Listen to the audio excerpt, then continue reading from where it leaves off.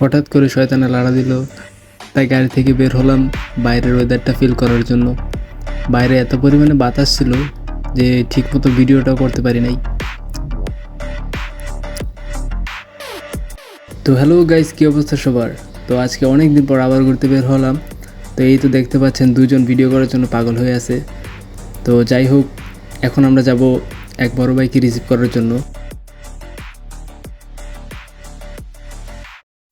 তো বড় ভাইয়ের দোকানে গিয়ে আমরা যেটা দেখি সেটার জন্য আমরা একদমই প্রস্তুত ছিলাম না।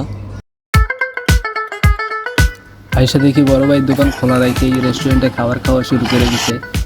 তো তখন একটা জিনিস চিন্তা করলাম আমরা, ওই সময় যদি কাস্টমার আসতো দোকানে তখন বড় ভাইয়ের অবস্থা কী হইতো?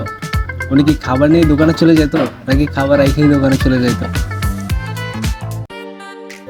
তো যাই হোক, অনেকে আমাকে জিজ্ঞেস করে যে আমি কোথায় থাকি। তো আসলে আমি হচ্ছে সাউথ আফ্রিকার কেপটাউনে থাকি। কেপটাউন শহরটা অনেক বেশি সুন্দর, যেটা আপনি নিজের চোখে না দেখলে বিশ্বাস করতে পারবেন না। অনেকেই মনে করে যে আফ্রিকা মানেই জঙ্গল, কিন্তু আসলে ভাই ব্যাপারটা একদমই এরকম না। তো যাই হোক, দেখতে থাকুন আমাদের এই ভিডিওটি।